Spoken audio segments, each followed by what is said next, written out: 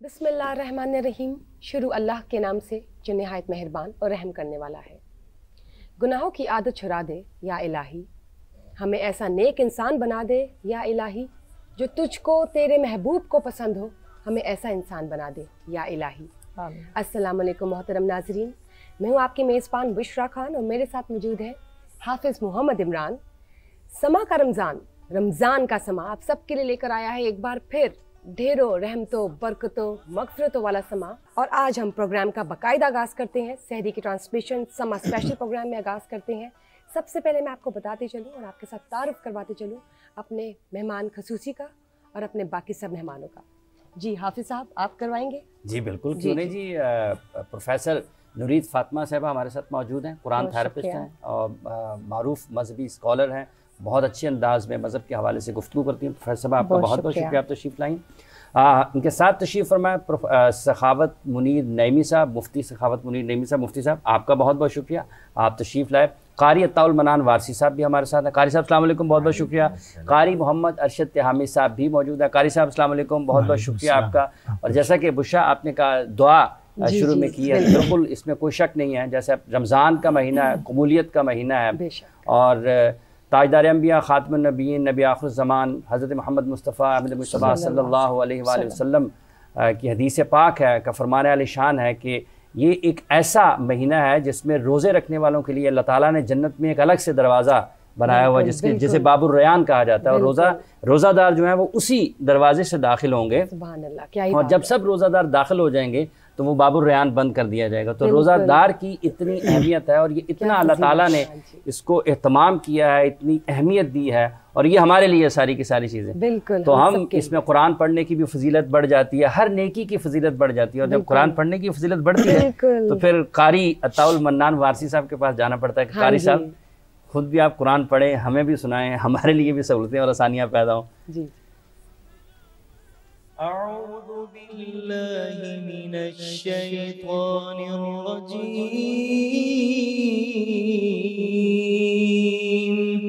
बिस्मिल्लाहिर रहमानिर रहीम।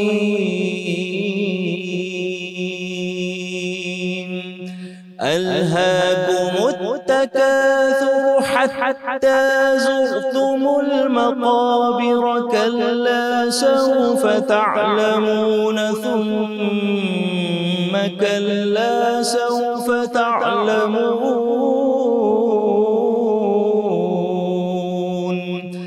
कल्ला लौ तअलमून इल्मल यक़ीन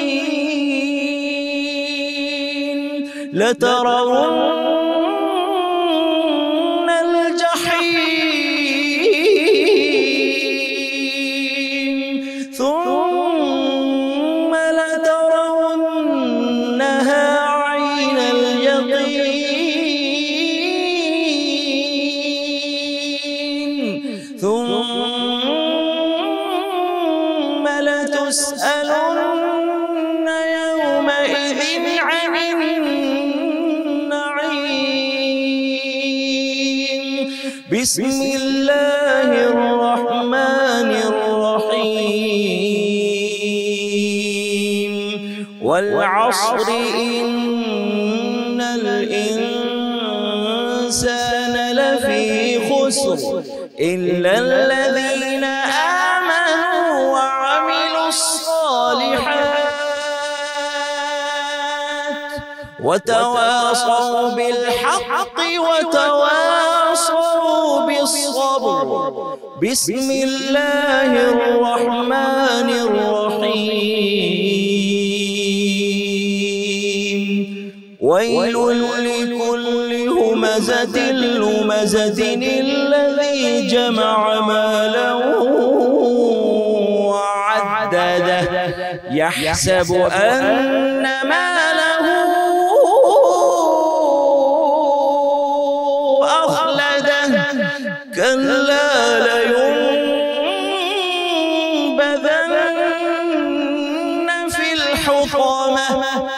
وما أدراك ما الحطمة نار الله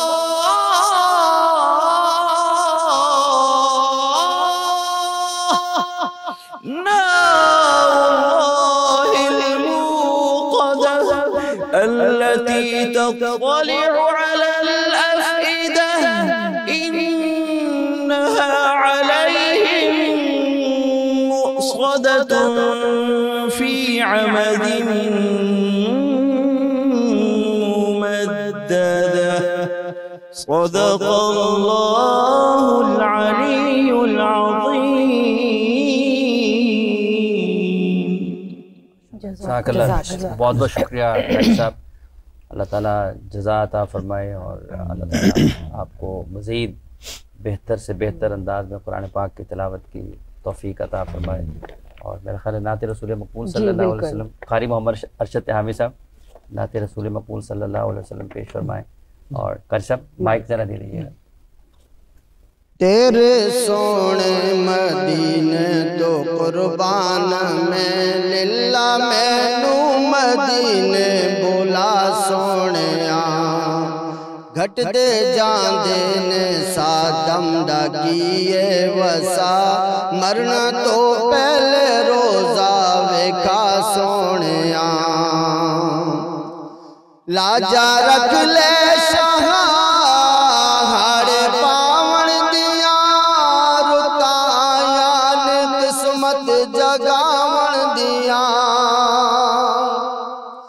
لاجا رکھ لے شاہ ہر پاون دیا رتایا نے قسمت جگاون دیا لے دے چھٹیاں مدینے نو جاون دیا لے دے چھٹیاں مدینے نو جاون دیا من لیندا ہے تیری خدا سونیا میں سنبھالا کیویں قلب بیتاب نو کیویں روکا میں ہنجواں دے سیلاب نو میں سنبھالا کیویں قلب بیتاب نو کیویں روکا میں ہنجواں دے سیلاب نو جدوں جاندے مدینے دے ول قافلے جدوں جاندے مدینے دے ول قافلے ہنجو آندے نے اکھیاں چوں آ سونیاں جدوں جاندے مدینے دے ول قافلے ہنجو آندے نے اکھیاں چوں آ سونیاں تیرے سونے مدینے تو قربان میں للہ مینو مدینے بولا سونیاں. جزاک اللہ جی ماشاءاللہ سبحان اللہ. بہت بہت شکریہ قاری صاحب آپ کا.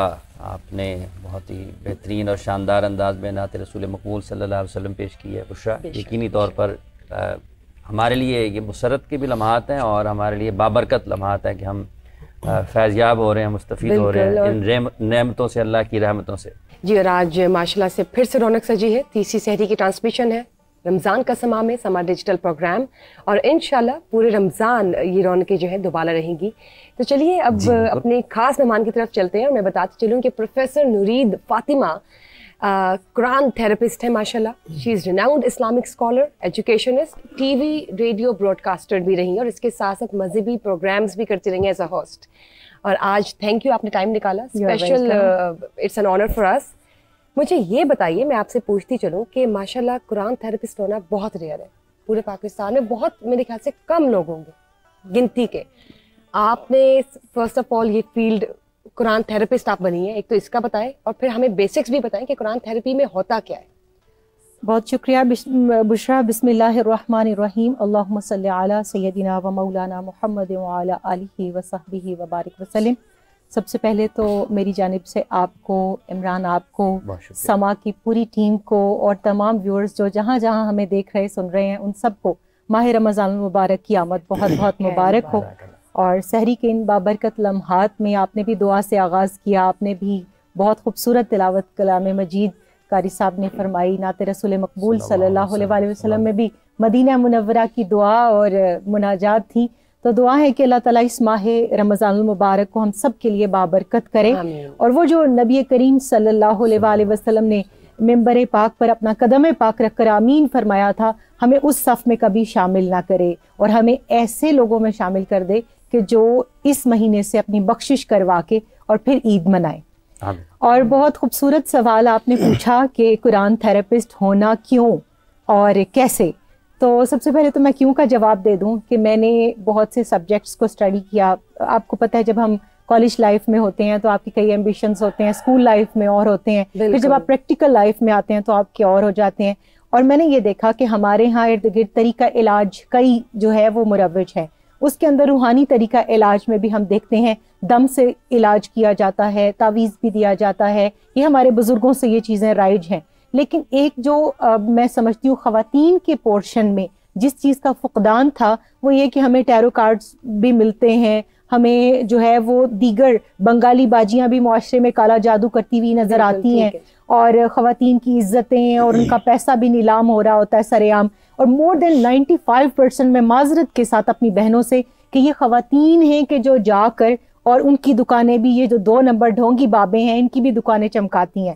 تو مجھے یوں لگا کہ قرآن پاک ہمارے پاس اللہ رب الکریم کی بھیجی ہوئی سب سے وہ مستند کتاب ہے کہ جس کے ایک حرف کے بدلے میں آپ کو 10 نیکیاں تو ملتی ہیں، لیکن اس کے الفاظ کا اعجاز اور اس کی تاثیر یہ ہے کہ اگر آپ اس کو نان بلیورز کے اوپر بھی پڑھیں تب بھی یہ اثر کرتا ہے.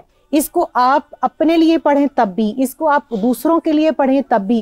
تو کیوں نہ وہ کتاب کہ جس میں ہدایت ہے انسانیت کے لیے، جس میں شفا ہے تمام بنی نوع انسانوں کے لیے، اس کو علاج کے طور پر اس دکھتی ہوئی جو ہے ہماری دکھی انسانیت کے لیے استعمال کیا جائے، اس معاشرے کے علاج کے لیے استعمال کیا جائے. پھر آپ نے بیسکس کی بات کی، اس میں سب سے پہلے تو یہ کہ آپ کو خود قرآن پاک بہت اچھے سے اس کے 5 حقوق کا پتہ ہونا چاہیے.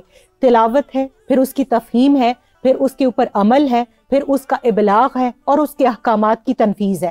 اس کے بعد آپ کو حد المقدور جتنا ہو سکے اس کے اوپر عامل ہونا چاہیے. اس کے بعد پھر آپ کو آیات کے اور قرآنی جو صورتیں ہیں ان کے اسرار پتہ ہونے چاہیے. قاری صاحب تلاوت کرے تو سورۃ الہمزہ کی، اگر آپ کو یہ نہیں پتا کہ یہ قیامت کا تذکرہ ہے، اس کے اندر اللہ تعالیٰ نے حطامہ کس چیز کو کہا ہے، وہ بھڑکتی ہوئی آگ کون سی ہے، وہ کون سا مال ہے جس کو ہم جمع کر کر کے رکھتے ہیں، پھر آپ ان آیات کے اسرار و معانی تک تو پہنچ ہی نہیں سکتے، لیکن اس کی تاثیر بھی آپ کے قلب کے اوپر وارد نہیں ہو سکتی. پھر سورہ عصر کی تلاوت ہوئی. اس طرح مختلف صورتوں اور مختلف آیتوں کا اپنے جواہر ہیں، ان کے اسرار ہیں، رموز ہیں، ان کی تاثیر ہے. بعض کی جلالی ہے، بعض کی جمالی ہے.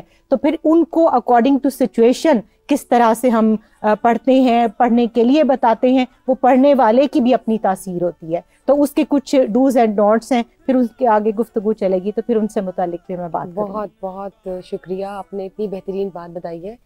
مجھے ڈوز اینڈ ڈونٹس ابھی قاری صاحب اگر ہم آگے بڑھتے ہیں، اور چونکہ پہلا عشرہ بھی ہے، نبی کریم صلی اللہ علیہ وآلہ وسلم کے جو معمولات ہیں اور جو رمضان آپ صلی اللہ علیہ وسلم نے روزے رکھے، اس حوالے سے ذرا ہمارے جو دیکھنے والے ہیں ان کو بتائیں کہ وہ کون سی سنتیں ہیں جن پر وہ عمل کر سکتے ہیں. جی بہت شکریہ. بسم اللہ الرحمن الرحیم. اللہم صلی وسلم وبارک علی سیدنا و مولانا محمد وعلی آلہ وصحبہ وبارک وسلم. دیکھیں نبی کریم صلی اللہ علیہ وآلہ وسلم آپ نے جس طرح رمضان المبارک گزارا ہے، اگر ہم اس کو پڑھ لیں تو شاید ہم آج اپنی جو سحری ہے، افطاری ہے، تکلفات ہیں، اپنی مشکلات ہیں اور روزمرہ کے جو ہمارے کام ہیں ان کو ہم بالکل کم سمجھیں. نبی کریم صلی اللہ علیہ وآلہ وسلم آپ نے اگر 10 سال جو ہجری کے 10 سال ہیں نا، آپ نے وہ رمضان المبارک گزارا، تو اس میں ہر رمضان المبارک میں ایک علیحدہ سے ایکٹیویٹی ہمیں نظر آتی ہے. ٹھیک ہے. سیرت پاک صلی اللہ علیہ وآلہ وسلم کا جب ہم مطالعہ کرتے ہیں کہ آپ دیکھیں کہ غزوہ بدر یہ بھی رمضان المبارک میں ہوا. اب اسی سے ہم آج بات کرتے ہیں رمضان المبارک کی کہ صحابہ کرام علیہم رضوان روزہ بھی رکھا ہوا ہے اور سفر میں بھی ہیں. اور سفر کیسا ہے؟ گرمی کا موسم ہے اور کھانے پینے کے لیے بھی ساز و سامان کچھ زیادہ نہیں، اور ساتھ جو اسلحہ ہوتا ہے وہ بھی کم ہے۔ ایک ہی وقت کے اندر سواری کے اوپر کوئی ایک صحابی سوار ہوتے ہیں اور دوسرے ساتھ پیدل چلتے ہیں۔ تو اگر ہم اسی چیز کو مد نظر رکھیں کہ سرکار دو عالم صلی اللہ علیہ وآلہ وسلم نے بڑی سادگی کے ساتھ رمضان المبارک گزارا، کوئی کسی قسم کا تکلف نہیں ہے، اور آپ دیکھیں کہ جب حالت سفر ہوتی ہے نا تو روزہ معاف بھی ہوتا ہے، یعنی روزے کو اس کی قضا بھی کی جا سکتی ہے، بعد میں اس کو رکھا جا سکتا ہے۔ چند صحابہ کرام علیہم رضوان ایسے بھی تھے کہ جنہوں نے یقیناً سفر کے اندر روزے کو افطار بھی کیا، یعنی روزہ نہیں رکھا، اور بعض ایسے ہیں کہ جنہوں نے عزیمت پر عمل کرتے ہوئے روزے کو بھی رکھا۔ تو ہمیں اس چیز کو ملحوظ خاطر رکھنا چاہیے کہ ہم آج چھوٹی چھوٹی پریشانیوں کی وجہ سے روزہ چھوڑ دیتے ہیں، اور ہم کہتے ہیں ہمیں فلاں مسئلہ تھا۔ اگر ہم نبی کریم صلی اللہ علیہ وآلہ وسلم کا وہ فرمان سامنے رکھیں کہ صوموا تصحوا او کما قال، کہ تم روزہ رکھو اللہ تمہیں صحت عطا فرما دے گا، اور آپ اس چیز کو اگر دیکھیں کہ نبی کریم صلی اللہ علیہ وآلہ وسلم کا کوئی بھی حکم وہ حکمت سے خالی نہیں ہے، ہر سنت کے اندر ہزارہا حکمتیں پوشیدہ ہیں جو کہ انسانی عقل سے بھی بالا ہیں۔ اگر آج کی ہم بات کریں تو جو ماہرین ہیں وہ اس بات کو مان چکے ہیں، بلکہ ایک جاپان کا کوئی بندہ تھا، اس نے جب تحقیق کی انسانی جسم کے اوپر کہ انسانی جسم کو بہت ساری ایسی بیماریاں لاحق ہوتی ہیں جن کا علاج کیا ہے، بھوک ہے، یعنی اس نے تحقیق کرنے کے بعد یہ اس نتیجے پر پہنچا، جب اس سے پوچھا گیا کہ ایک بندے کو پورے سال کے اندر کتنی دیر تک بھوک کو پیاس کو برداشت کرنا چاہیے، تو اس نے کہا کہ کم و بیش کوئی 30 دن ایسے ہونے چاہیے کہ جو بھوک کو برداشت کرے۔ اب اس کا فائدہ کیا ہوگا؟ جب انسان کو بھوک لگتی ہے نا تو اس کا جسم، اس کا معدہ اور اس کے دیگر جو اعضاء ہیں، یہ اس کی باڈی کے اندر جو چیزیں گل سڑ جاتی ہیں نا اندر ہی، تو ان کو کھانا شروع کر دیتی ہیں اور ان کو تلف کر دیتی ہیں، ختم کر دیتی ہیں۔ تو اس کا فائدہ یہ ہوتا ہے کہ بہت ساری بیماریاں اور بالخصوص کینسر سے انسان کو نا حفاظت مل جاتی ہے۔ اب قربان جاؤں کریم آقا علیہ الصلوۃ والسلام کی ذات پر اور شریعت اسلامیہ پر، دین اسلام پر، کہ ہمیں ایسا میتھڈ عطا کر دیا، ہمیں ایک ایسی زندگی گزارنے کا طریقہ عطا فرما دیا کہ جس کے اندر بیماریوں سے بھی شفا ہے اور جناب ڈھیروں ڈھیر برکتیں بھی ہیں، اور ساتھ ہی فرما دیا قرآن نے کہ ایام معدودات، یہ تو گنتی کے چند دن ہیں۔ اور جب قرآن پر ہم غور کرتے ہیں تو قرآن یہ بھی ہمیں فرماتا ہے کہ جو تم وَأَن تَصُومُوا خَيْرٌ لَكُمْ إِن كُنتُمْ تَعْلَمُونَ، کہ تمہارا روزہ رکھنا تمہارے لیے بہتر ہے اگر تم جانو۔ یعنی جب ہم نے جانا، اس کے بارے میں تحقیق کی، تو عین نبی کریم صلی اللہ علیہ وآلہ وسلم کی شریعت کے مطابق زندگی گزارنے میں دنیا کے اندر بھی ہمارے لیے عافیت ہے، آخرت کا ثواب تو ابھی باقی ہے، جس کے بارے میں کریم آقا علیہ الصلوۃ والسلام نے فرمایا کہ ہر جو عمل ہے، ہر نیکی ہے، اس کا بدلہ 70 سے 700 گنا تک ہے، لیکن روزہ ایک ایسا بدلہ ہے کہ اللہ تعالیٰ فرماتا ہے کہ روزہ میرے لیے ہے اور اس کا ثواب بھی میں عطا فرماؤں گا۔ بلکہ بعض شارحین لکھتے ہیں کہ اس کا معنی یہ ہے کہ روزہ میرے لیے ہے اور اس کا ثواب میں خود ہوں، یعنی باقی چیزوں کے بدلے میں تو ہو سکتا ہے انسان کو جنت ملے، اور ہو سکتا ہے، لفظ میں اس لیے کہہ رہا ہوں کہ اللہ تعالیٰ کی ذات پر کوئی چیز واجب تو نہیں نا ہے کہ کوئی بندہ یہ کہے کہ میں نیک کام کر لیا ہے میں نے، تو اب اللہ تعالیٰ پر مجھے یہ فلاں چیز عطا کرنا واجب ہے، ایسی بات نہیں ہے۔ وہ قادر مطلق ہے، چاہے تو بڑی سے بڑی نیکی کو رد کر دے، وہ قادر مطلق ہے، چاہے تو چھوٹی سی نیکی کو پسند کر لے، خلوص دیکھا جاتا ہے، تقوی دیکھا جاتا ہے۔ تو ان تمام چیزوں کو ملحوظ خاطر رکھتے ہوئے میں اپنے ہم یہ تو عرض کر سکتے ہیں کہ اللہ اپنی رحمت سے ہمیں جنت نہیں ملے، بالکل ایسا ہی ہے، ہم عرض کر سکتے ہیں، لیکن یہ چیز کہنا کہ ہمارے لیے یہ نیکی کر لی ہے اب جناب جنت ہمارے لیے واجب ہوگی، ایسی بات نہیں ہے کہ ہمیں ہر لمحہ اللہ تعالیٰ سے ڈرنا چاہیے، رحمت سے پر امید تو ہے، تو امید ایسی ہونی چاہیے۔ دیکھیں نا کہ ایک بندہ گناہ گار ہے تو اس کو امید ہونی چاہیے کہ اللہ رب العالمین کی ذات بخشنے والی ہے، اور ایک بندہ اگر نیکوکار ہے تو اس کو یہ ڈر ہونا چاہیے۔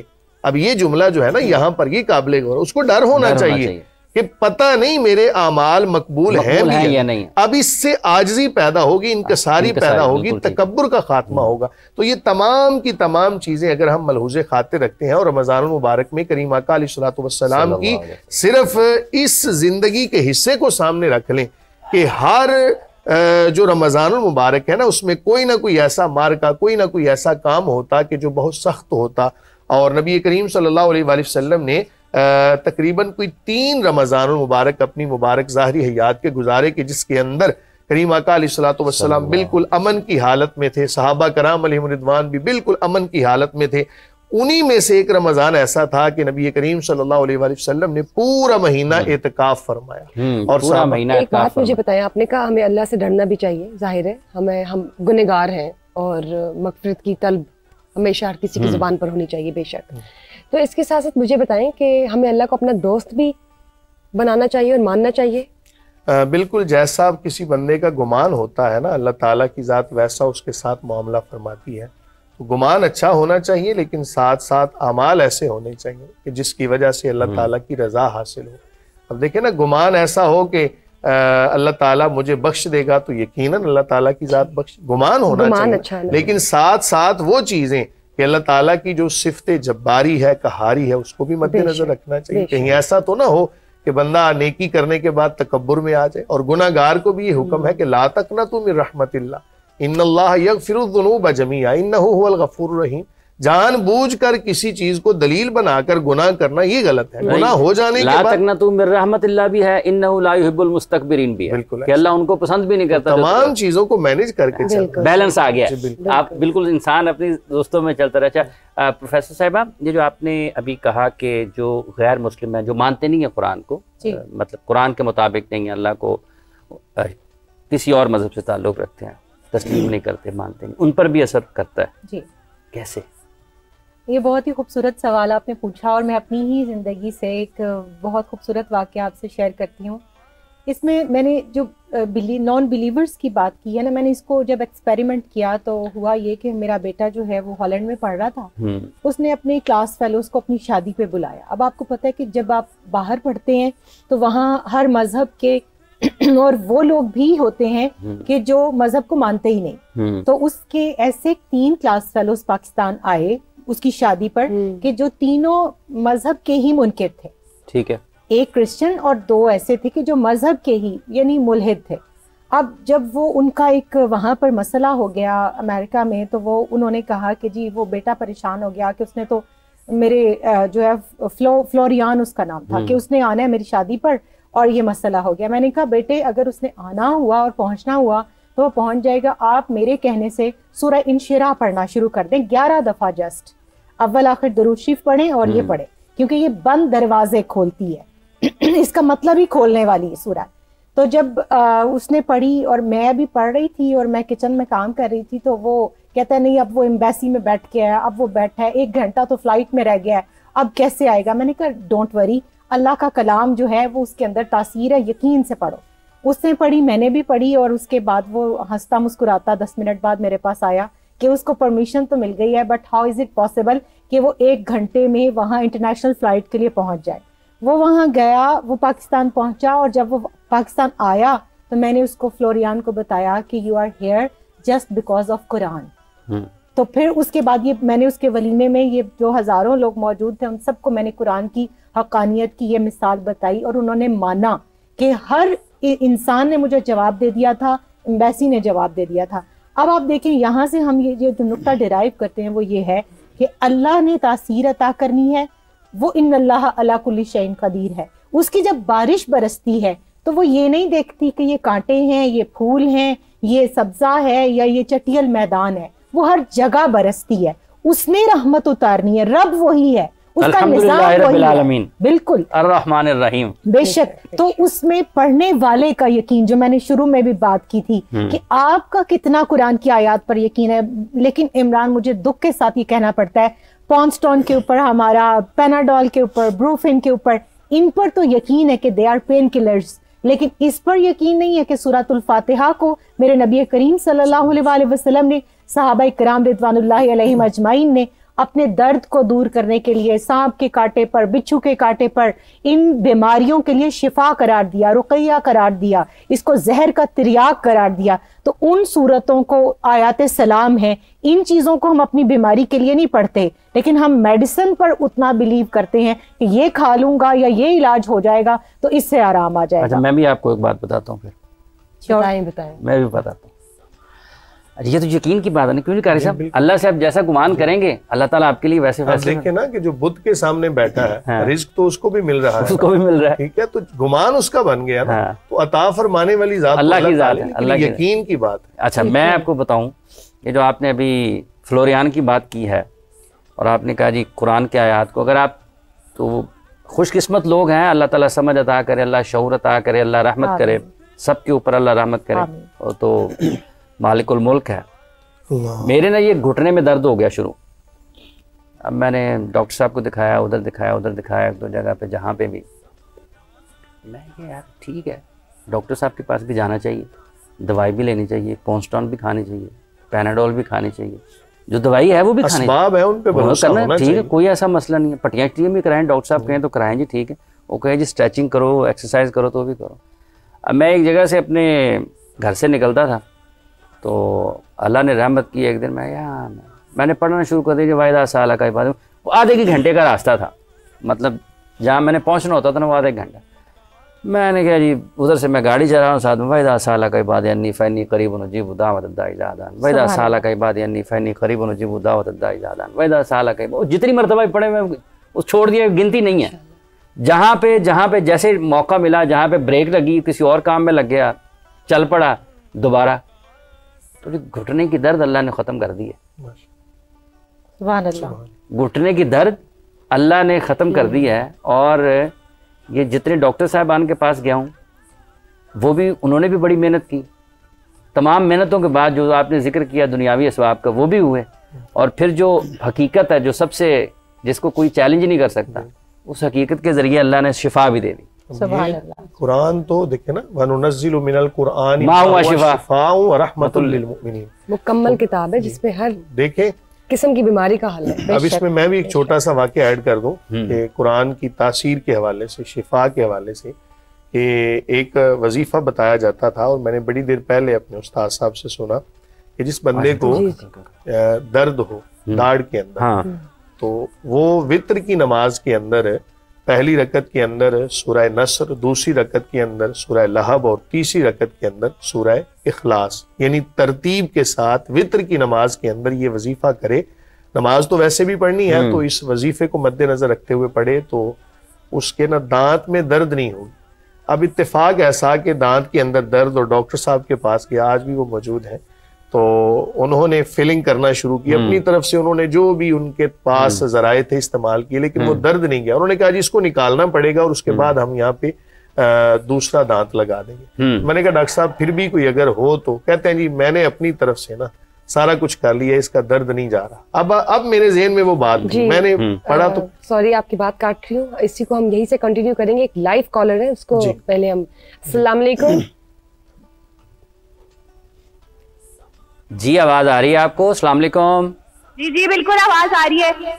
جی فرمائیں. آپ کی تو ایسے آواز، اب تو خود ہی پہنچ گئی ہیں آواز کی جگہ، تو میرا خیال فرمائیے. بہت تیز آواز ہے آپ کی. کہاں سے ہیں؟ کون صاحبہ ہیں؟ اپنا نام بتائیے گا. سوال کرنا چاہتی ہیں مفتی صاحبہ سے. پروفیسر صاحبہ بھی ہمارے ساتھ تشریف فرمائیں. جی میں شزا بات کر رہی ہوں اسلام آباد سے. میرا سوال مفتی صاحب سے یہ تھا کہ مفتی صاحب خواتین کے لیے وضو کرتے ہوئے سر پہ دوپٹہ لینا لازمی ہے؟ ٹھیک ہے شیزا، بہت شکریہ آپ کا. جواب لیتے ہیں بھی مفتی صاحب سے. مفتی صاحب یہ ذرا مکمل کر لیں جو آپ سنا رہے تھے، اس کے بعد پھر سوال کا جواب بھی دے دیجیے گا. اچھا، تو وہ ڈاکٹر صاحب جو تھے نا، انہوں نے اپنی طرف سے جو بھی ان کے پاس ذرائع تھے استعمال کر لی. کہنے لگے جی آپ نا کسی دن آ جانا، میں یہ نکال کے نا تو نیا دانت لگا دوں گا. میں واپس گیا تو اب یقین مانے کہ میں نے ابھی نماز شروع کی وتر کی، اس یقین کے ساتھ کہ اللہ تعالیٰ کے کلام کے اندر شفا ہے اور یقینی ہے.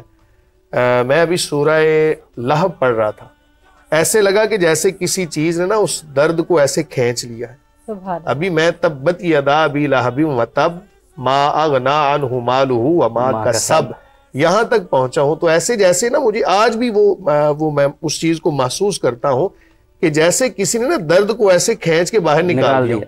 تب سے لے کر آج تک. پھر میں ڈاکٹر صاحب کے پاس گیا، میں نے کہا ڈاکٹر صاحب اب اس میں نا فلنگ کر دیں. کہتے ہیں جی درد نہیں ہے. میں نے کہا جی نہیں. کہتے ہیں کون سی دوائی استعمال کی؟ میں نے پھر انہیں بتایا. اور یہی وظیفہ جب میں نے ڈیلیور کیا ایک جمعہ کے خطبہ کے اندر، تو وہاں سے ایک بابا جی اٹھے اور انہوں نے کہا کہ مجھے آج سے کوئی سن، یعنی انہوں نے 1980 کا واقعہ سنایا کہ مجھے کسی نے فلاں موذی مرض کے لیے یہ وظیفہ بتایا تھا، تو میں نے اس یقین کے ساتھ پڑھا، اللہ نے مجھے شفا عطا فرمائی۔ ٹھیک ہے، تو قرآن میں یقینی طور پہ جس گمان کے ساتھ، جس یقین کے ساتر پڑھیں گے اس کی تاثیر واقعی ہوتی ہے۔ سوال جہاں تک آپ کے سوال کا تعلق ہے تو خواتین کے لیے اپنے ستر کو چھپانا یہ لازم ہے، اور سر کا جو حصہ ہوتا ہے، بال جو ہوتے ہیں، یہ بھی ستر کے اندر ہی شامل ہوتے ہیں۔ وہ علیحدہ بات ہے کہ آج کل ہم نے ماحول ایسا بنا دیا، لیکن ایسا کوئی گھر میں اپنے گھر میں ہے، میں وہی عرض کر رہا ہوں کہ کچھ چیزیں جو ستر کے اندر شامل ہیں ان کو باہر کھولنا نہیں چاہیے۔ اب رہی بات یہ کہ دوران وضو آپ نے گھر کے اندر، ظاہر ہے کہ جب مسح کرنا ہے تو دوپٹہ اتارنا ہی ہے، اور جہاں بھی آپ نے وضو کرنا ہے تو بالکل آپ دوپٹے کے اوپر سے تو وضو نہیں کریں گی، اس لیے اگر وضو کے دوران آپ کے سر سے دوپٹہ اتر گیا تو وضو میں کوئی فرق نہیں پڑے گا۔ صرف آپ نے یہ اصول یاد رکھنا ہے کہ حالت نماز کے اندر جب خاتون کے ستر کا کوئی حصہ کھل جائے تب اس کی نماز فاسد ہو جاتی ہے، وضو اس کا فاسد نہیں ہوتا۔ یقیناً اس سے گناہ تو ہوگا لیکن اس کا وضو بہرحال فاسد نہیں ہوگا۔ اللہ تعالیٰ عالم بالصواب۔ اور اس میں ایک چیز مفتی صاحب آپ کی اجازت سے میں ایڈ کرنا چاہوں گی کہ آپ دیکھیے ہمارے ہاں آج کل سر کے بہت سارے مسائل ہیں، بالوں کے مسائل ہیں۔ رسول کریم صلی اللہ علیہ وسلم کی حدیث پاک کا مفہوم ہے کہ جو ننگے سر غسل خانے میں جاتا ہے، ٹوائلٹ جس کو آج کل کمبائن آپ دیکھیں ہم نے اٹیچ باتھ بنا لیے، اس گندگی اور نجاست کو ہم لے آئے اپنے بیڈ رومز کے اندر، جس کو گھر کے آخری کونے میں ہم بنایا کرتے تھے، کیونکہ غنیۃ الطالبین میں حضور غوث العظم شیخ عبد القادر جیلانی رضی اللہ تعالیٰ عنہ لکھتے ہیں کہ جب ان کو شیاطین کو زمین پر اتارا گیا تو انہوں نے کہا باری تعالیٰ ہم کہاں جا کر مقیم ہوں، ہمارا گھر، ہمارا مسکن کون سا ہو؟ تو کہا کہ تم بیابانوں میں اور غسل خانوں میں، ٹوائلٹس کے اندر نکل جاؤ۔ اب اس جگہ پر جہاں ہم اعوذ بکلمات اللہ التامات من شر ما خلق اور اللہم انی اعوذ بک من الخبث والخبائث پڑھ کر جاتے ہیں، وہاں جو خاتون بھی ننگے سر جائے گی اس حدیث پاک کے تحت، جو ننگے سر جاتا ہے اس کو نسیان یعنی بھولنے کا مرض لاحق ہوتا ہے، اور جو اٹیچ بات ہے یہ تو اسلام کے ٹوٹلی خلاف ہے۔ اور جب میں ایز اے قرآن تھراپسٹ بھی جب میں بتاتی ہوں قرآن کی آیات اور ان چیزوں کو پڑھنے کے لیے، خواتین کو میں خاص طور پر کہتی ہوں کہ واش روم کے اندر غسل کے لیے جب یہ غسل کرتی ہیں تو میں نے دیکھا اونچی اونچی آواز میں باہر کچھ پڑھنے کی آوازیں آ رہی ہوتی ہیں، آیات، وہ بالکل منع ہے، بالکل غلط ہے۔ آپ نے باہر جو کچھ پڑھنا ہے، اندر جا کر آپ نے سنت کے مطابق بس اپنے جو فرائض ہیں، واجبات ہیں، سنتیں ہیں غسل کی وہ کریں، اور پھر کوشش کریں کہ جو ٹرینڈ اسلامک ٹرینڈ ہے غسل خانہ الگ ہو، ٹوائلٹ الگ ہو، اور وہ بیڈ روم سے باہر نکالیں ان کو، تھوڑا سا گھر میں چل رہے۔ سنت نبوی صلی اللہ علیہ وسلم کی آپ نے بات فرمائی، آپ اس کے حوالے سے بتائیں کہ ہمیں کیا کیا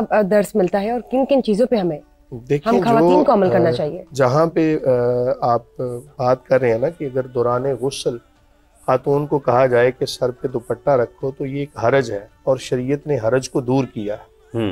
حرج جو ہے نا یہ شرعاً مدفوع ہوتا ہے، یعنی جہاں پہ حرج واقع ہو رہا ہو شریعت نے وہاں پر گنجائش نکالی ہے۔ اگر کسی خاتون کے سر پر یہ دوپٹہ لینا بڑی اچھی بات ہے، یقیناً جب وضو کی حالت ہو، جب آپ وضو کر رہی ہوں تو سر پہ دوپٹہ ہونا چاہیے اور پردے کے ساتھ ہی اس مسح کو کرنا چاہیے۔ لیکن اگر بہرحال کسی نے بامر مجبوری ایسی جگہ تھی کہ جہاں پر وضو کرنے کے لیے پردے کی حالت تھی، وہاں پہ اگر سر سے دوپٹہ اتر گیا تو شریف طور پر اس کی گنجائش ہے، لیکن بہتر جو ہے نا وہی جو ڈاکٹر صاحبہ نے ابھی پروفیسر صاحبہ نے ابھی یہاں پر جو بیان کیا، اسی کو ملحوظ خاطر رکھنا چاہیے۔ حضور نبی کریم صلی اللہ علیہ وآلہ وسلم کی شریعت سے جو ہمیں سبق ملتا ہے نا، ایک تو حضور غوث پاک کی شان تو بہت بلند ہے، بڑی اعلیٰ شان ہے۔ میں اگر اس کو حدیث سے جناب اس کو آپ کے گوش گزار کروں تو کریم آقا علیہ الصلوۃ والسلام کی سیرت سے ہمیں سبق ملتا ہے، حدیث کے الفاظ ہے ابعدا فی المذہب، کہ آپ جو واش روم کے معاملات ہیں ان کو تعلیم امت کے لیے فرمایا کہ ان کو دور لے جاؤ۔ تو ہر وہ چیز جس کا تعلق اگر میں عام زبان میں بولوں کچرے کے ساتھ ہو، گندگی کے ساتھ ہو، اس کو شہروں سے دیہات سے دور لے کے جانا چاہیے۔ اب اسی سے ہمیں اس حدیث سے سبق ملتا ہے کہ جو فیکٹریاں ہیں، کارخانے ہیں، پولیوشن کی جو چیزیں ہیں ان کو شہروں سے دیہات سے دور لے کے جانا چاہیے۔ رہائشی علاقے ہیں ان سے ذرا دور جانا چاہیے، ان سے ذرا دور جانا چاہیے۔ پروفیسر نورید فاطمہ صاحبہ میں آپ سے پوچھنا چاہوں گی، حضرت فاطمہ رضی اللہ عنہا کا کیا کردار رہا حضور پاک صلی اللہ علیہ وآلہ وسلم کی زندگی میں؟ بہت ہی خوبصورت سوال ہے آپ کا، اور میں یہ سمجھتی ہوں کہ ہم خواتین کو ہر وقت اسوہ بطول سلام اللہ علیہ سامنے رکھنا چاہیے، کیونکہ جب ہم کہتے ہیں لقد کان لکم فی رسول اللہ اسوۃ حسنہ، تو اسی کی ایکسٹینشن سیدہ پاک سیدہ فاطمہ الزہرا سلام اللہ علیہ کی سیرت اور کردار ہے، کیونکہ وہ جو معروف حدیث پاک ہے جس کی راویہ ام المومنین سیدہ عائشہ صدیقہ طیبہ طاہرہ رضی اللہ تعالیٰ عنہا ہیں کہ میں نے جب آتے ہوئے فاطمہ رضی اللہ تعالیٰ عنہا کو دیکھا تو وہ انہوں نے فرمایا کہ میں نے گفتگو میں، نشست و برخاست میں، انداز میں، اطوار میں کسی کو سیدہ فاطمہ الزہرا سلام اللہ علیہ سے زیادہ رسول کریم صلی اللہ علیہ وآلہ وسلم کے مماثل نہیں پایا۔ اس کا مطلب کیا ہے؟ ایک عام خاتون بہن بیٹی اس کو اس طرح سمجھے کہ وہ عکس مصطفیٰ صلی اللہ علیہ وآلہ وسلم میں ڈھلی ہوئی شخصیت ہے۔ کھانا کیسے ہے؟ وہ اپنے بابا جان کو دیکھتی ہیں، پینا کیسے ہے؟ ادھر دیکھتی ہیں، معاملات، گیو اینڈ ٹیک، سخاوت کی بات، وہ جو سورہ دہر آپ کی سخاوت کے واقعات کو بیان کرتا ہے، وَيُطْعِمُونَ الطَّعَامَ عَلَىٰ خُبِّهِ مِسْكِينًا وَيَتِيمًا وَأَسِيرًا، وہ کہاں سے آئی؟ وہ اپنے گھر سے، رسول کریم صلی اللہ علیہ وآلہ وسلم سے سیکھ کر۔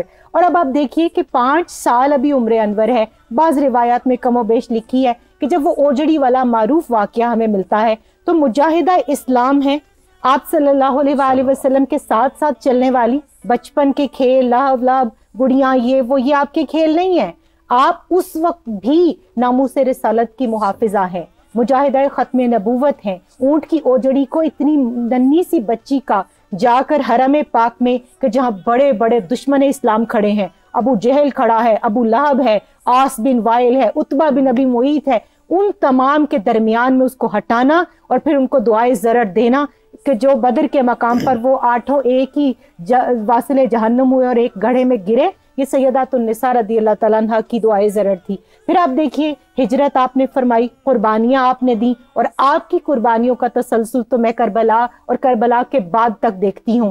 ہر بیٹی اپنی ماں کا عکس ہوتی ہے۔ یہاں پر ہمیں یہ جو مثلث نظر آتی ہے نا کہ آپ صلی اللہ علیہ وآلہ وسلم نے کائنات کی 4 بہترین خواتین کا جہاں تذکرہ فرمایا کہ سیدہ آسیہ جو سلام اللہ علیہ جو فرعون کی زوجہ ہیں، سیدہ مریم سلام اللہ علیہ عیسیٰ علیہ السلام کی والدہ، پھر سیدہ خدیجۃ الکبریٰ سلام اللہ علیہ خاتون اول ہیں، مسلمہ اول ہیں، محسنہ اسلام ہیں، جن کے مال نے اسلام کی بنیاد سازی کی، وہ آپ کی والدہ ہیں۔ آپ نے ان کی قربانی کو، ان کے ایثار کو، ان کی وفا کو اور ان کی اسلام سے دوستی کو کربلا کے میدان تک پہنچا کر، اور انہی کی شہزادی سیدہ زینب سلام اللہ علیہ نے اس کو پھر بام عروج تک پہنچا دیا۔ پھر آپ کی سخاوت کا تسلسل کیا ہے، قربانیوں کا، شجاعت کا، کہ ائمہ اہل بیت اطہار جو آپ کی ذریت ہیں، آپ دیکھیے تمام کے تمام، کسی کی زہر خوانی کے ساتھ شہادت ہوتی ہے اور کسی کی تلوار، تیر، نیزے اور ان آلات کے ساتھ شہادت ہوتی ہے، تمام نے شہادت اختیار فرمائی۔ تو میں سمجھتی ہوں لوگوں کی سخاوت چند ٹکوں کی ہوتی ہے، کچھ مال کی ہوتی ہے، کچھ کپڑے دے دیتے ہیں، مگر یہاں کیا ہے کہ قرآن کہتا ہے لن تنالوا البر حتی تنفقوا مما تحبون، اور سیدہ کائنات سلام اللہ علیہ سیرت مصطفیٰ صلی اللہ علیہ وآلہ وسلم میں ڈھلی ہوئی شخصیت اندر جاتی ہیں، اپنا واحد نیا قمیص لاتی ہیں اور لا کر سائل کو دے دیتی ہیں۔ وہ شمون یہودی والا معروف واقعہ ہمارے سامنے ہے کہ گھر میں کھانے کو کچھ نہیں ہے، 3 دن سے بچے بھی بھوکے پیاسے ہیں، مگر اپنی چادر وہ سیدنا سلمان فارسی رضی اللہ تعالیٰ عنہ کو دیتی ہیں اور ان کو کہتی ہیں جاؤ یہ شمون یہودی کے پاس لے جاؤ اور اس کو گروی رکھ کے کچھ اناج لے آؤ۔ جب وہ جاتے ہیں چادر لے کر، انہوں نے بھی تورات میں پڑھ رکھا تھا نشانیاں کہ نبی علیہ السلام کے جو حضور آخر الزمان نبی صلی اللہ علیہ وآلہ وسلم ہوں گے، ان کے گھر والوں کی سخاوت بھی ایسی ہوگی کہ وہ اپنے تن کا لباس بھی گروی رکھ کر سائل کی مدد کریں گے، اور وہ پھر ایمان بھی لاتے ہیں، اسلام بھی قبول کرتے ہیں۔ مگر یہاں سیدات النساء رضی اللہ تعالیٰ عنہ کی کمٹمنٹ دیکھیے سائل کے ساتھ کہ آپ نے وہ اناج لیا، آپ نے اپنے ہاتھوں سے چکی پیسی، آج کہتی ہیں کھانا تم گرم کر لو۔ میں ان تمام خواتین کے ساتھ ہمدردی کے ساتھ، دکھ درد کے ساتھ، جو یہ کہتی ہیں نا پدر شاہی کا نظام ہم نہیں مانتے، آپ کا ایک لقب ہے ام ابیہا، باپ سے ماں کی طرح محبت کرنے والی، تو وہ ٹائٹل ہم نے اپنانا ہے۔ کاش میرا باپ مجھے یہ ٹائٹل دے، اس سطح تک اپنی خدمت کو لے کر جانا ہے۔ اور پھر آپ وہ چکی پیستی ہیں، کھانا بناتی ہیں، سیدنا سلمان فارسی رضی اللہ تعالیٰ عنہ کو دیتی ہیں کہ یہ لے جائے اور اس سائل کو کھلائے۔ وہ فرماتے ہیں کہ سیدہ پاک بچے 3 دن سے بھوکے ہیں، آپ ان کے لیے کچھ رکھ لیں۔ آپ فرماتی ہیں سلمان ہم جو اللہ کی راہ میں دے دیتے ہیں، ہم اس میں سے کچھ واپس نہیں لیتے، اب یہ کمٹمنٹ ہے آپ کی. پھر آپ یہ دیکھیے قرآن کی ہم نے بات کی, آپ فرماتی ہیں کہ اللہ تیرا شکر ہے تو نے قرآن کی ایک آیت کی تفہیم میں بھی فاطمہ کو حیران نہیں کیا. یہ سٹیٹس ہے آپ کا. اور پھر آپ یہ دیکھیے ہم اکثر درود کی بات کرتے ہیں, میں اکثر کہا کرتی ہوں جیسے قاری صاحب نے بات کی, مفتی صاحب نے, کہ درود پاک وہ وظیفہ ہے کہ یہ قرآن پاک کے اعجاز کو بھی بڑھا دیتا ہے. اور جب ہم کہتے ہیں دعا تو دعا زمین و آسمان کے درمیان معلق رہتی ہے جب تک درود نہ پڑھا جائے.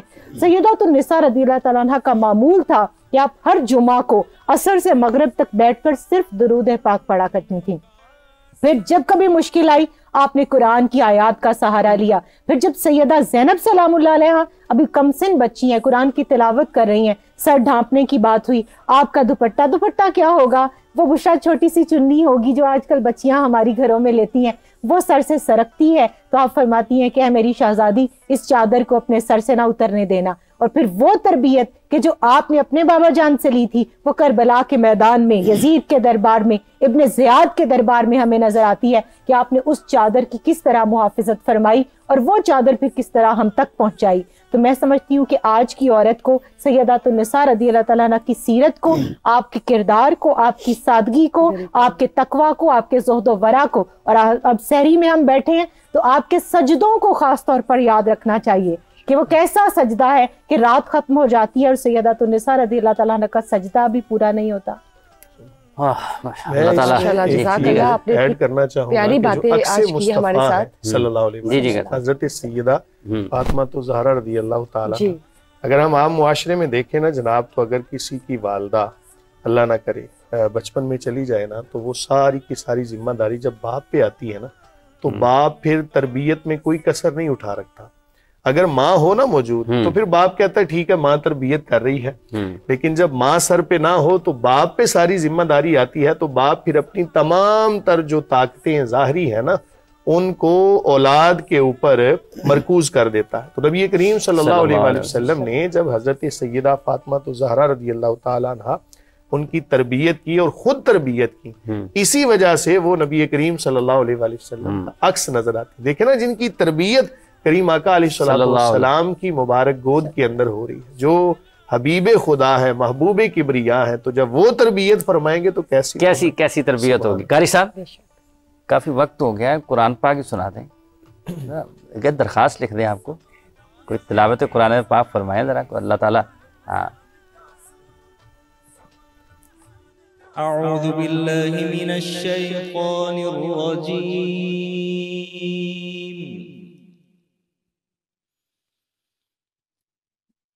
بسم اللہ الرحمن الرحیم.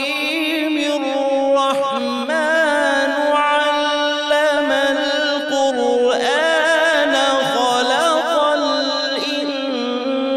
الانسان علمه البیان.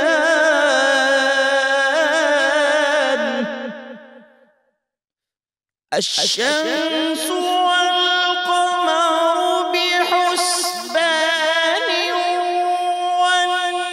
والنجم والشجر يسجدان والسماء رفعها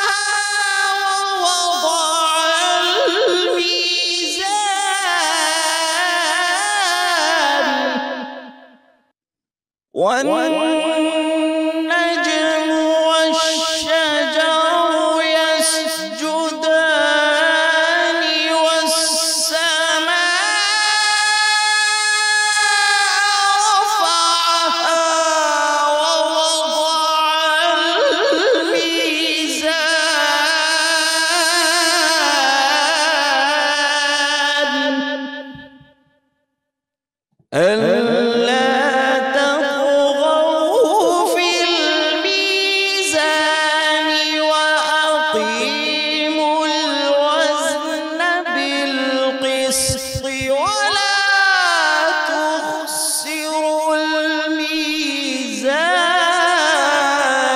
الميزان صدق اللہ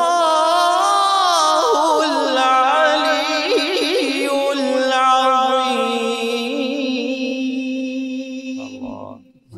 سبحان اللہ سبحان اللہ سبحان اللہ سبحان اللہ. جزاک اللہ. انہوں نے ماشاءاللہ سورہ رحمان کی کچھ آیات کو ان کی تلاوت کی فرمائی. مجھے یہ بتائیے کہ قرآن تھراپی میں سورہ رحمان بھی استعمال ہوتی ہے؟ بالکل بشرا، آپ نے دیکھا ہوگا کہ مختلف دنیا کے علاقوں میں دنیا کے مختلف مذاہب کے لوگ، نان مسلمز، نان بلیورز، اس کا جو ہے اس میں اللہ کا وظیفہ، اللہ کا وظیفہ، لا الہ الا اللہ کا وظیفہ اور سورہ رحمان کا اسپیشلی اس کی لسننگ جو ہے وہ کرتے ہیں. اور اب تو پاکستان کے کئی ہاسپٹلز ایسے ہیں کہ جن میں ایون اتفاق ہاسپٹل میں بھی ایک ایسا پورا کارڈک ڈپارٹمنٹ ہے کہ جہاں پر اس کی لسننگ کا پراپر انتظام کیا گیا ہے، اور جہاں پر مریض جاتے ہیں اور جا کر سنتے ہیں اور ان کی درد کی جو انٹینسٹی ہے وہ کم ہو جاتی ہے. اور ان کا جو اس کے اوپر ڈاکٹر رافعہ رفیق صاحبہ جو ہماری پنجاب یونیورسٹی سائیکالوجی ڈپارٹمنٹ کی ہیڈ ہیں، انہوں نے ایک پورا سینٹر بنایا، پورا ریسرچ پیپر لکھا اور کئی پیشنٹس کے اوپر اس کو اپلائی کیا. جن کو سورہ رحمان سنوائی گئی تھی ان میں ریکوری ریشو بہت زیادہ تھا، اور جن کو نہیں سنوائی گئی ان میں میڈیسن اور تھراپی ان دونوں کا ریکوری ریشو جو ہے وہ سلو تھا. تو یہ تو لکھی پڑی بات ہے، اب تو نوشتہ دیوار ہے، اب تو سب کو پتہ ہے اور یہ کرنا چاہیے. اور میں یہ سمجھتی ہوں کہ جیسے ہم شروع میں بات کر رہے تھے کہ آپ میڈیسن لیں، دوا کو اختیار کرنا، دوا دارو کرنا، معالج کے پاس جانا، یہ بھی آپ صلی اللہ علیہ وآلہ وسلم کے احکامات اور آپ کی ترغیب میں شامل ہے. آپ نے کئی صحابہ کرام پر ایون اس دور کے اندر عمل جراحت فرمایا، حکم دیا، حضرت مقداد رضی اللہ تعالیٰ عنہ کے اوپر بھی کیا گیا. لیکن اس کے ساتھ ساتھ قرآن پاک سے اپنا وہ جو ٹوٹا ہوا تعلق ہے اس کو ہر سطح کے اوپر ہمیں بحال کرنا ہے. بالکل، کیونکہ اللہ کی طرف سے نا، اللہ تعالیٰ وَإِذَا مَرِضْتُ فَهُوَ يَشْفِينِ کی جب میں بیمار ہوتا ہوں تو وہی مجھے شفا دیتا ہے. خوبصورت تحفہ قرآن مجید کی صورت میں. بالکل.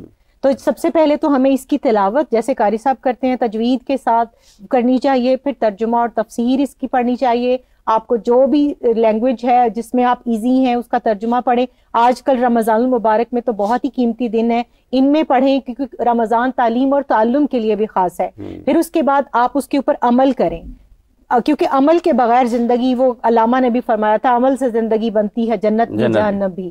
پھر اس کے بعد اس کا ابلاغ کریں، جس پر عمل کر لیا اس کو اپنے عمل کے ذریعے دوسروں تک پھیلائیں. پھر اس کے احکامات کو اپنی ذات کے اوپر قوا انفسکم واہلیکم نارا، یعنی اپنے آپ کو آگ سے بچانے کے لیے، اپنے گھر والوں کو بچانے کے لیے اس کے احکامات کی تنفیذ ہمارے اوپر لازمی ہے. بالکل. بہت بہت شکریہ صاحبہ.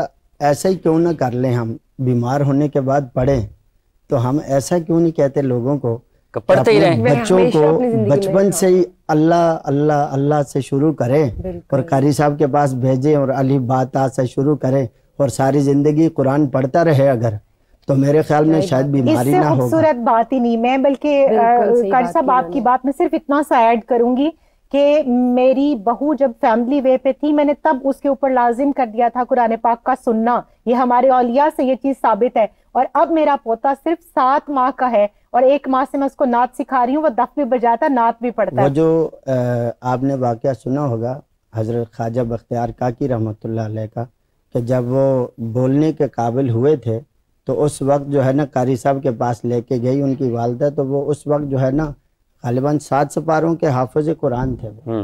تو میرے خیال میں ایسا کیوں نہ ہو جائے کہ جب ماں بچے کو جب لوری دیتی ہے تو قرآن کی لوری دے. بے شک بے شک. تو میرے خیال میں بنیادی اچھی ہو جائے. تربیت ہے نا بچے کی گروتھ، جیسے ہی بچہ ماں کے پیٹ میں ہوتا ہے وہیں سے اس کی تربیت کا آغاز ہو جاتا ہے. ماں کو چاہیے جیسے وہ معاملات کرے، قرآن پڑھے، قرآن سنے. اور یہ ماہرین بھی اس بات کو اب پروف کر چکے ہیں کہ اس وقت میں بھی بچہ سن رہا ہوتا ہے، تو جیسے اعمال ماں کرے گی ویسی تاثیر بچے پر ہوگی. تو اس لیے ایسی خواتین کے جو ایسے معاملات کے اندر ہیں ان کو چاہیے کہ مرد حضرات کو بھی چاہیے نا، سارا خاتون کے اوپر دیکھیں بچے کی ماں نہیں پڑھانا ہے، بچے کی چونکہ پرورش جو ہے نا وہ ماں کے پیٹ سے شروع ہو رہی ہے، اس لیے میں وہاں سے شروع کر رہا ہوں. تو باپ کو بھی چاہیے حلال کما کے لائے. اصل میں ذمہ داری جو کمانے کی ہے نا وہ تو باپ کی ہے نا.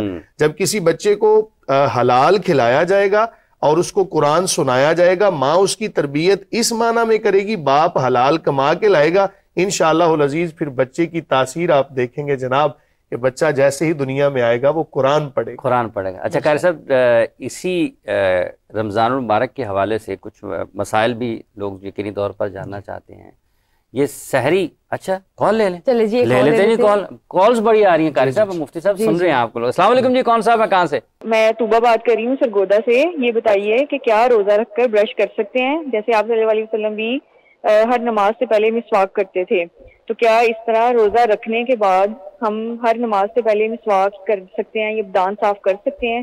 اس میں کیا شرعی حکم ہے؟ بسم اللہ الرحمن الرحیم. جہاں تک آپ کے سوال کا تعلق ہے, بڑا اچھا سوال ہے یہ. صرف آپ نے اصول یہ یاد رکھنا ہے کہ کوئی بھی چیز جو حلق سے نیچے اتاری جائے یا دماغ میں ٹپکائی جائے, کوئی بھی ایسی چیز, تو اس سے روزہ فاسد ہو جاتا ہے. اب چونکہ برش کرنا یہ آج کا معمول ہے, مسواک تو آج کل لوگ بہت کم کرتے ہیں. اگر کسی نے خالی برش کیا دانت صاف کرنے کے لیے تو اس سے روزہ فاسد نہیں ہوگا. اگر پیسٹ لگا لیا, لگا لیا, اس کا ذائقہ حلق سے نیچے اتر گیا تو اب, یا کوئی بھی ذرات اس کے حلق سے نیچے اتر گئے تو اب روزہ فاسد سمجھا جائے گا.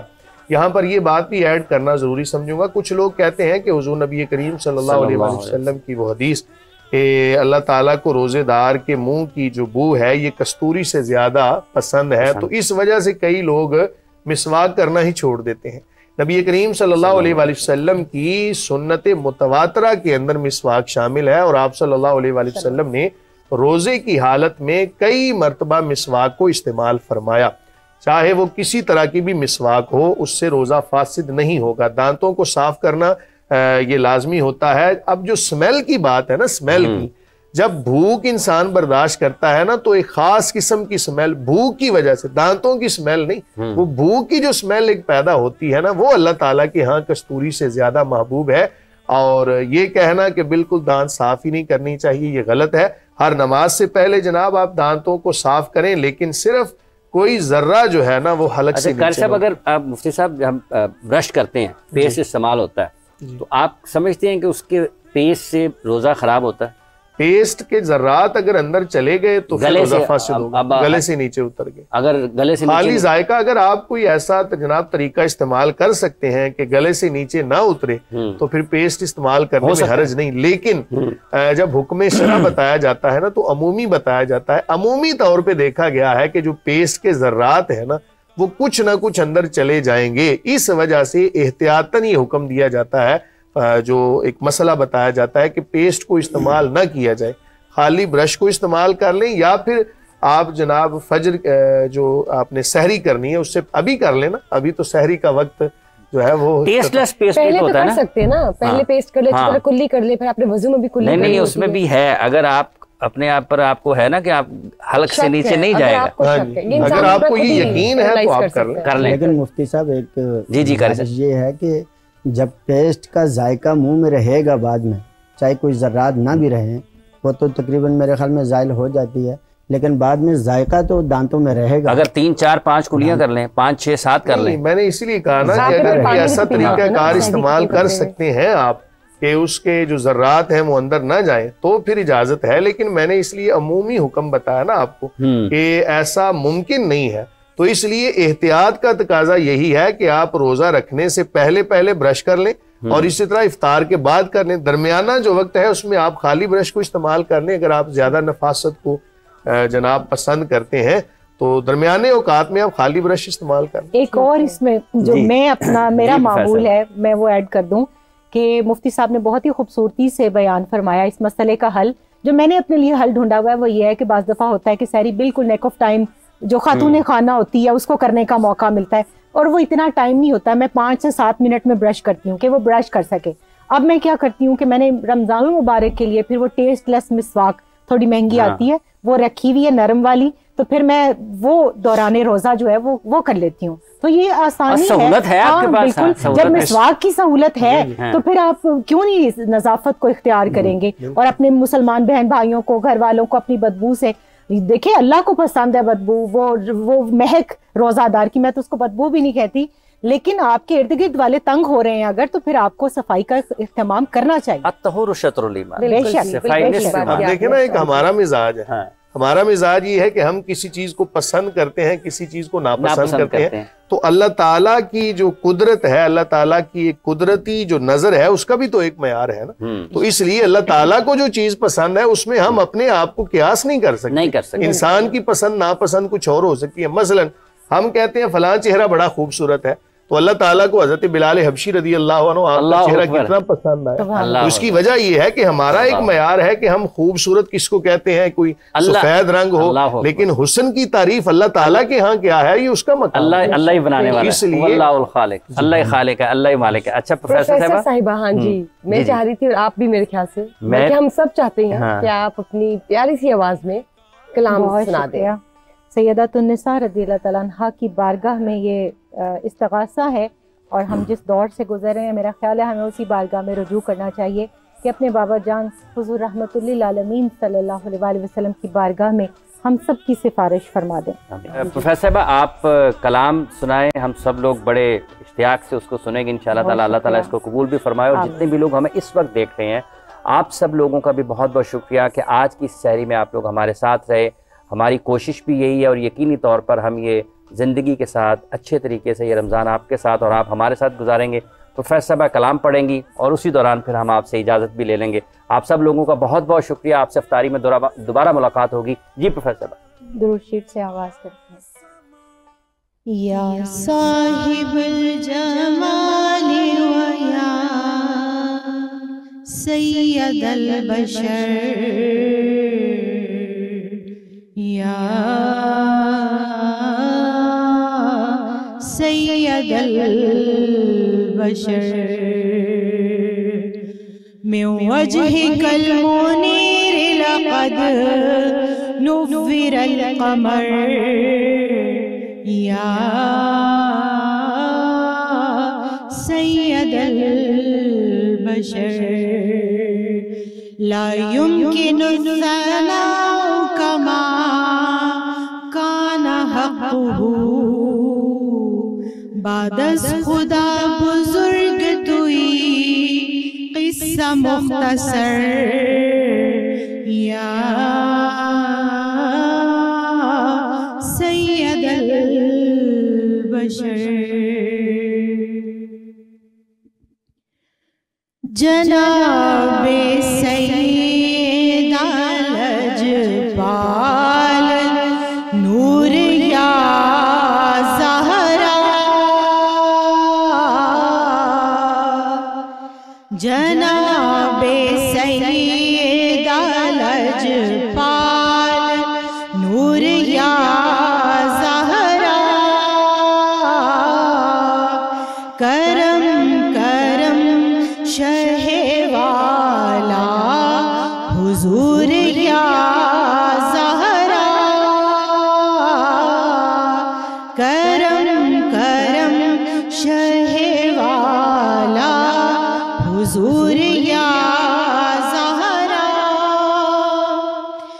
جناب سیدہ ام ابیہا جان رسول، جناب سیدہ ام ابیہا جان رسول، خدیجہ پاک کا صدقہ حضور یا زہرا،